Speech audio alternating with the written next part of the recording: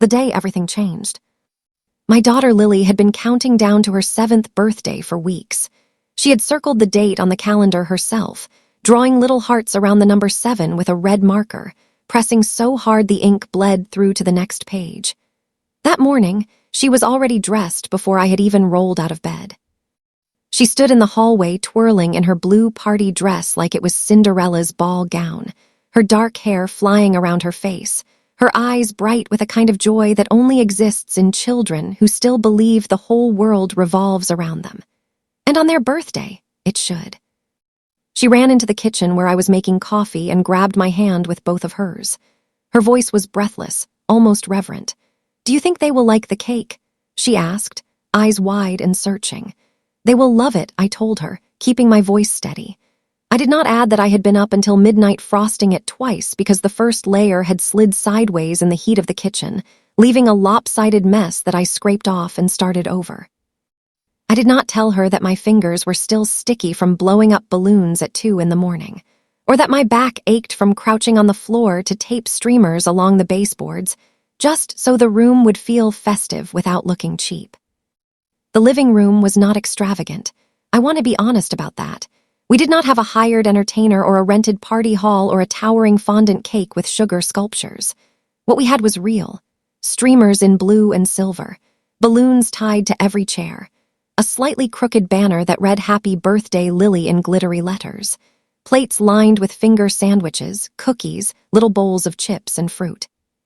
The cake sat at the center of the table, 2 layers of chocolate with buttercream frosting and Lily's name written across the top in purple icing. Nothing about it was fancy, but every single part of it had been done with love. I had planned it for weeks, adjusted the budget 3 times, and stayed up late 2 nights in a row to make sure it was exactly right. Not because I had money to burn, but because Lily deserved to feel celebrated. They arrived. The doorbell rang at noon, exactly on time. Lily screamed from the hallway and bolted toward the door, her party shoes slapping against the floor. Her face when she pulled it open was the kind of expression you want to freeze in time. Pure, unguarded happiness. I opened the door and in swept my sister Angela, her heels clicking against the porch, a cloud of expensive perfume trailing behind her like a calling card. Her 3 children, Tori, Brandon, and Joshua, marched in behind her like little soldiers, dressed too formally for a child's birthday party, already scanning the room with the practiced boredom of people who expected to be impressed and had already decided they would not be.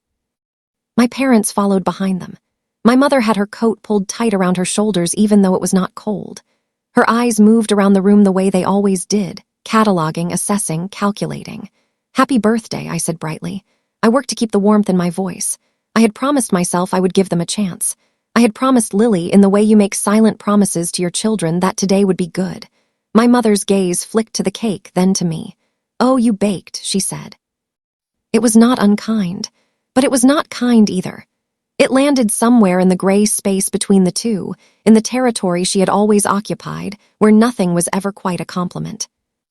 My sister gave the room a slow once-over, her lips twitching at the corners. "It is cozy," she said. The word hung in the air like cigarette smoke, visible, impossible to ignore, impossible to clear away.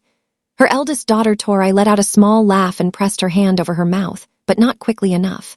My father cleared his throat from somewhere near the door. "Smells like chocolate," he said. I could not tell if that was approval or a complaint.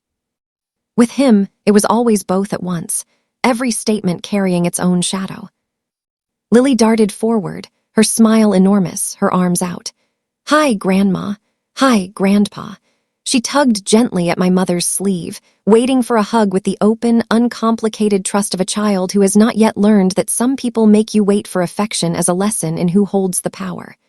My mother patted her arm absently, already turning toward the food table, already moving past her.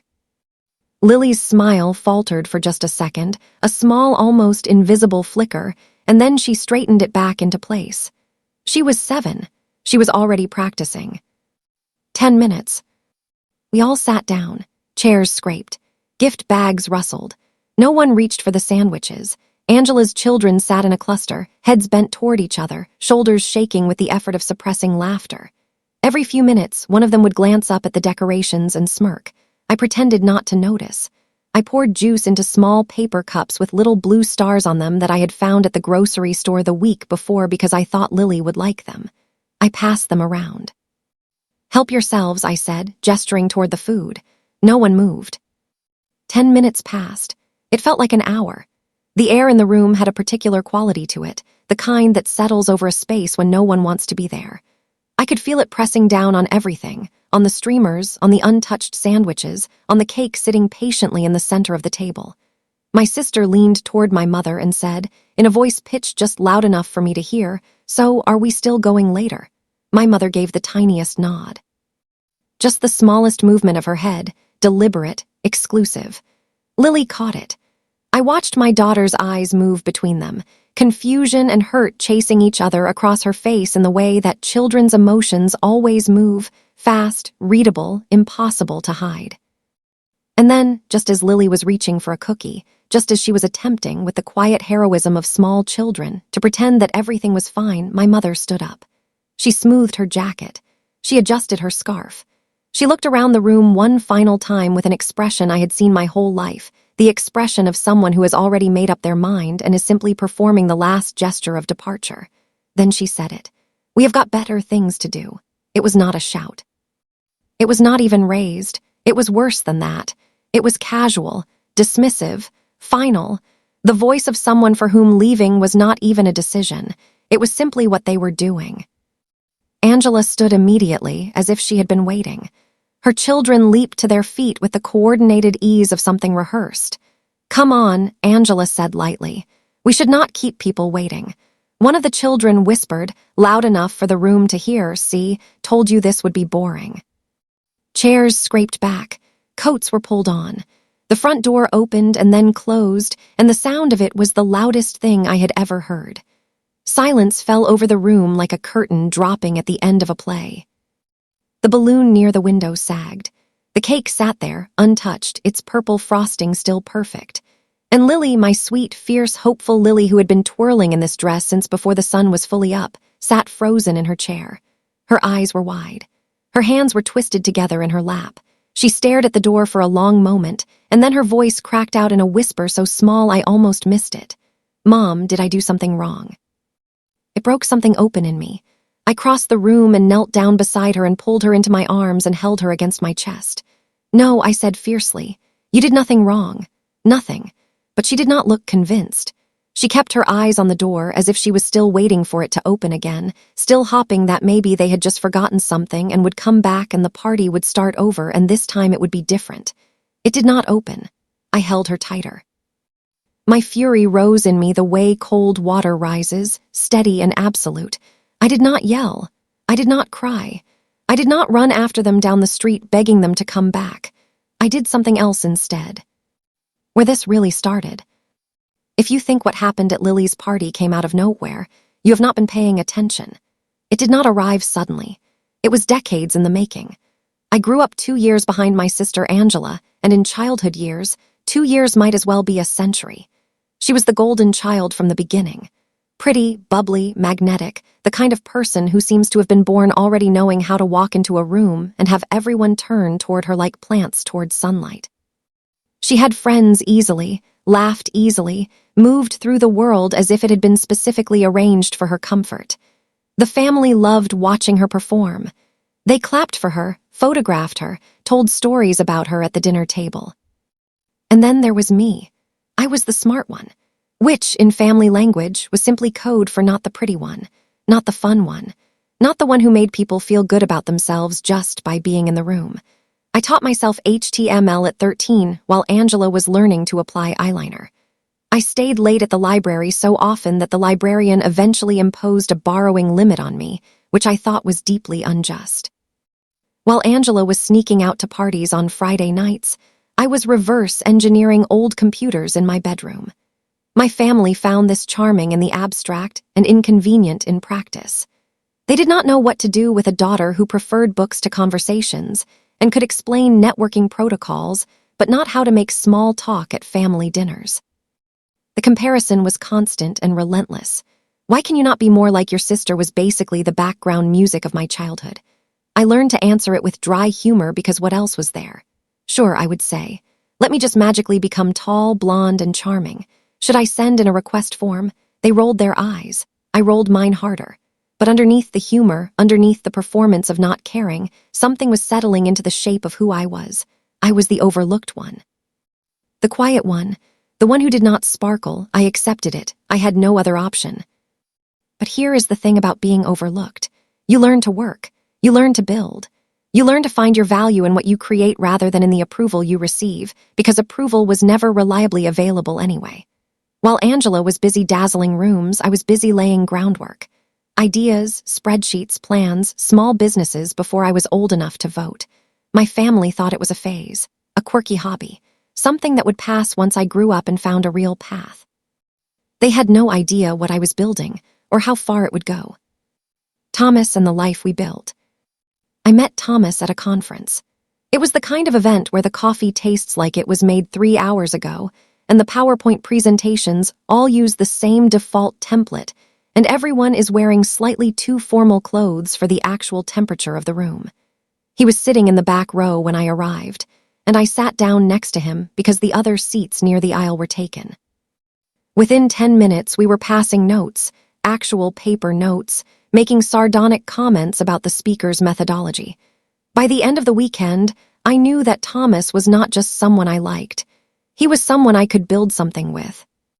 He was not rich when we met. He was not flashy or well-connected or sitting on family money. He was hungry and driven and restless in exactly the way I was, and that shared quality mattered more than anything else. We both started with nothing, or close enough to nothing that the difference was irrelevant. Long nights. No safety net. Ramen for dinner because it was cheap and fast and you could eat it one-handed while typing. We hustled every angle we could find. His business grew. Mine grew. Slowly and painfully. And then with the kind of momentum that surprises even the people doing the building. But ask my family and they will tell you a completely different version of this story. She got lucky, they say. She married a rich man. The convenient fiction that erases the years of work, the risk, the failures, the 3 separate businesses I attempted before the 4th one succeeded. When we were broke and building, they called me foolish for wasting my time on ideas that would never amount to anything. When we succeeded, suddenly it was all his doing. The narrative shifted to fit what they needed it to say. That is how entitlement works. It rewrites history as needed. The bank they built without me knowing. It started small. A little help here and there. A bill covered, a gift given, a weekend trip funded because I could and because I wanted to and because, if I am being completely honest with myself, I wanted them to look at me the way they looked at Angela. With warmth, with admiration, with a kind of pride that had never been freely given to the quiet one in the corner. I paid for things hoping that generosity would purchase what I had never been able to earn through simply being myself. I know how that sounds. I knew it even then. But the heart is not always a rational organ. What I did not anticipate was how quickly it would stop being generosity and start being an expectation. Angela's children's birthdays became productions I funded entirely. Venues, professional entertainers, mountains of gifts, custom cakes, party favors for 30 children. Family vacations expanded into week-long stays at rented villas, with my name on the booking and my card on file, and the quiet assumption that of course I would cover it because I could afford it. Restaurant dinners ended with the check sliding inevitably in my direction without discussion. And then came the mortgage payments for my parents, which started as a one-time assistance and became a regular monthly transfer, always framed in language that made it sound mutual. Fair. Part of how families support each other. The word everyone was used frequently, but everyone in practice was me. I did not complain, not at first. I told myself it was fine. That family helps each other. That this was simply what you did when you had more than the people around you. But the months became years, and the requests became demands, and the gratitude disappeared entirely and was replaced by something harder. If I hesitated when asked, I was called selfish. If I suggested something modest instead of extravagant, I was looked at as if I had done something cruel. My worth to them was not in who I was, or what I had achieved, or what kind of person I had worked to become. My worth was in what I could give them, and for years, I let that be enough. I told myself it was love. The test I did not tell them I was running. And then came the moment I saw it starting to extend to Lily. I noticed the little digs, the comparisons, the subtle suggestions that a birthday party without a professional entertainer was somehow not quite good enough. The way Angela's children talked about things they had been given as if gifts were simply a natural feature of the landscape, like weather. I watched Lily absorb these messages the way children absorb everything around them, quietly, into the architecture of how they understand themselves. And something in me went still and cold. When Lily asked me this year if she could have a small birthday party, just family, no big productions, I said yes immediately. But in the back of my mind, something else was forming. A question I had been afraid to ask for years because I was not sure I wanted the answer. Would they show up if there was nothing in it for them? Would they come to a simple party at a home with homemade cake and streamers from the dollar store and nothing to take or perform for or show off? Would they love my daughter without the theater? I had my answer in 10 minutes. It was the last answer they would ever be able to give me. The night I stopped paying. That night, after Lily finally drifted off, I sat alone in the living room. The streamers were still up. The cake sat on the table like an accusation, untouched and perfect, 2 layers of chocolate with Lily's name still intact in purple frosting. I sat with the weight of it for a long time. I thought about every party I had funded, every vacation I had made possible, every month I had quietly transferred money to keep my parents' house from being foreclosed on while they vacationed in places I had paid for. I thought about what I had received in return. I thought about my daughter's face when she said, "Mom, did I do something wrong?" Then I opened my laptop. My fingers hesitated for only a second, just the ghost of old habit, the muscle memory of giving. Then I started. Cancel the monthly mortgage transfer, withdraw from the family vacation fund, remove myself from the villa booking, delete Angela's message about Tori's birthday entertainer. Each click was deliberate and clean. It took less than 20 minutes to undo years of payments I had never once been thanked for. I closed the laptop and sat in the quiet of the house. I am done paying to belong, I said to no one. The room felt lighter. I do not know how else to describe it. The air had changed. The panic that followed. By morning, the messages started arriving. My mother texted first. "Nancy, do not be dramatic. We will talk later." Then my father, blunt and direct the way he only ever was when money was involved. "The mortgage is due. Just do the transfer." Angela did not bother with subtlety. She went straight for the part she knew would work best. "Tori's party is next week. You always pay for the entertainer. Do not let her down." I did not respond to any of them. By day 2, the tone shifted into something harder. My mother sent a longer message about selfishness and ingratitude. Angela wrote that I thought I was too good for them now, that I had always looked down on the family, that success had made me cold. Day 3, the desperation started bleeding through. My father wrote that if they missed the mortgage payment, the bank would begin proceedings, and that I would be responsible for ruining everything. Angela said that Brandon had been looking forward to the trip for months, and I had no right to destroy something he had been excited about. I read each message once. Then I wrote one reply to all of them. "You walked out on Lily. Do not call me again." Then I blocked every number. The silence that followed was not empty. It was full of something heavier than sound. I could feel, even from a distance, the shape of what was happening on their end. The scrambling, the recalculating, the slow dawning recognition that the structure they had built their lives around had simply been removed without warning, without negotiation, without the pleading they had expected. The second party.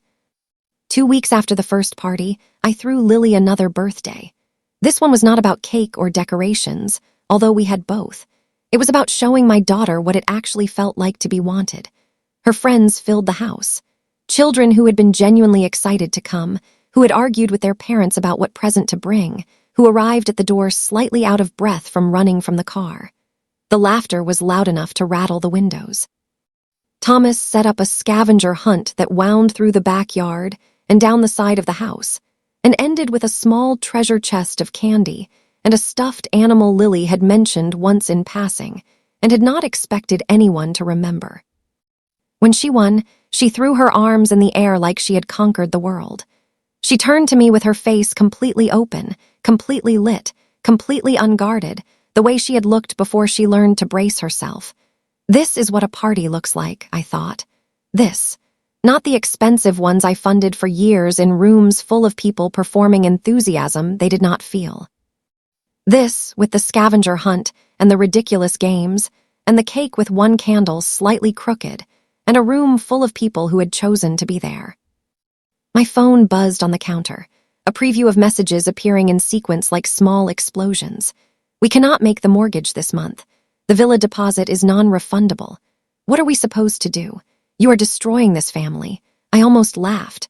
Almost. They had thought that walking out would break me. They had thought I would come crawling back with apologies and my wallet open, desperate to prove myself worthy of people who had made very clear I was only valued for what I could provide. Instead, I was standing in my kitchen watching my daughter run through the backyard with her friends, her dress streaked with grass stains, her voice high and joyful, while they scrambled to hold together a house of cards I had spent years propping up. When they went after Lily, I thought the worst was behind us. I was wrong. A few weeks after the second party, Lily came home from school pale and quiet, clutching an envelope against her chest. "Mom," she said, her voice careful in the way children's voices get when they are holding something they do not understand. "Grandma gave me this." I took it from her hands.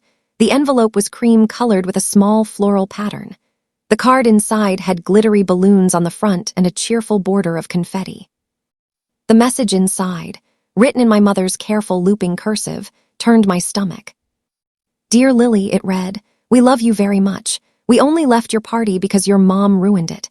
If she stops being difficult, we will come back.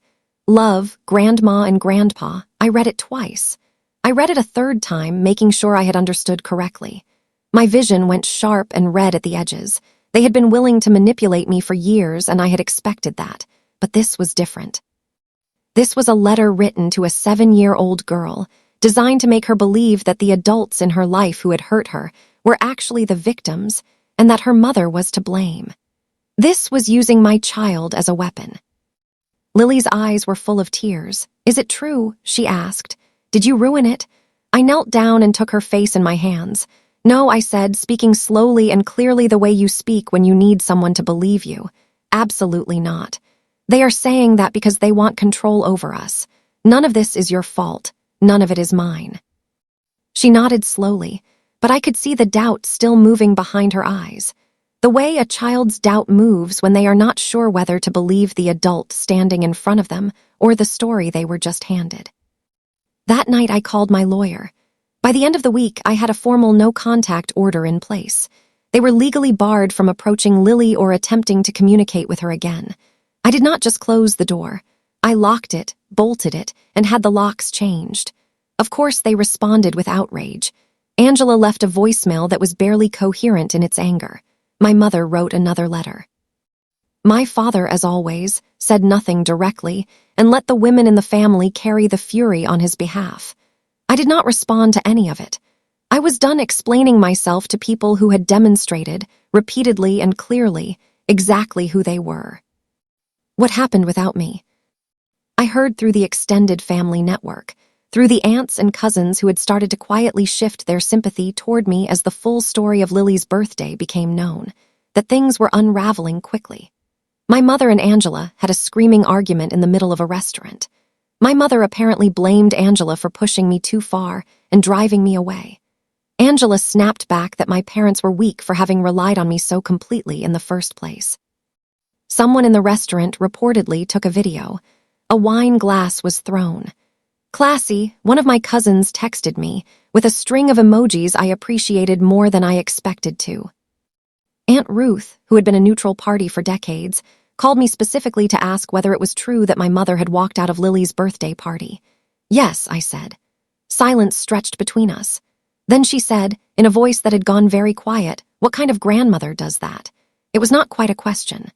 The story had taken on its own momentum at that point, moving through the family the way stories move, gathering weight, changing the way people position themselves relative to it. I had not spread it deliberately. I had simply answered honestly when asked. That was enough. My parents could not make their mortgage payment without my monthly transfer. The villa deposit was lost.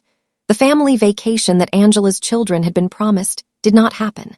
Torai's birthday party this year was pizza and a grocery store cake. Brandon complained constantly about never doing anything fun. Joshua told a cousin that Aunt Nancy had ruined everything, which I found genuinely remarkable since I had not given any of them a single dollar in over a year. The image my family had spent decades carefully constructing, the image of the lively, successful, enviable family, was cracking along every seam. The only thing that had ever held it together was my money. Lily now. After the no-contact order was in place, something shifted in Lily. It was not dramatic or sudden. It happened the way children heal when the thing causing them harm has been removed, gradually, quietly, like light returning to a room after a long winter. She stopped looking over her shoulder. She stopped asking whether she had done something wrong. She started filling notebooks with drawings, whole pages covered in color and character and stories she narrated to herself while she worked. She laughed more easily and more loudly. She made friends the way children make friends when they are not quietly braced for rejection. One evening she curled up next to me on the couch after a long afternoon of playing with her friends, her hair damp from running around outside, her socks mismatched, completely herself. She rested her head against my shoulder. "Mom," she said softly, "this is the best day of my life." She falls asleep quickly now, without the midnight whispers about whether she did something wrong. She calls her second birthday the best birthday ever. She knows, without question, who loves her. She knows the difference between people who show up because they want to and people who only show up when there is something in it for them. She is 7. She should not have learned that lesson yet, but she knows it now, and she carries it with a kind of clarity that I find both heartbreaking and remarkable. Where things stand. My parents do not live in their house anymore. They lost it. They are in a small apartment now, the kind of place they used to drive past and comment on with barely concealed contempt. They are still fighting, louder now without the buffer of money to smooth things over, the arguments that had always been present but muffled now fully audible. Angela's life has contracted sharply. No more lavish birthday parties, no more annual vacations.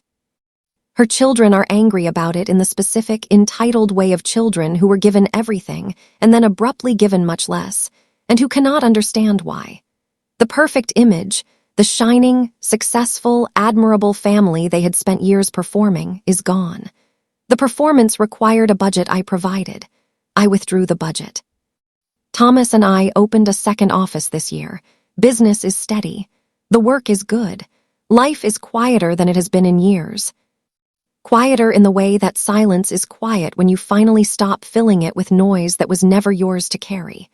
Without the constant drain of funding a family's aspirations they never acknowledged as mine to fund, I have energy I did not know I had been missing. I sleep better. I am more present. I notice things I used to miss because I was always calculating what I owed and to whom. Relatives still call occasionally with quiet suggestions that perhaps it is time to make peace. I listen politely. Then I hang up. Because peace with people who would walk out on a child's birthday party, who would send a letter to a 7-year-old designed to make her doubt her mother, who reduced a little girl to tears because the cake was homemade and the streamers were from a dollar store, that is not peace. That is surrender. And I am done surrendering things that were never theirs to take.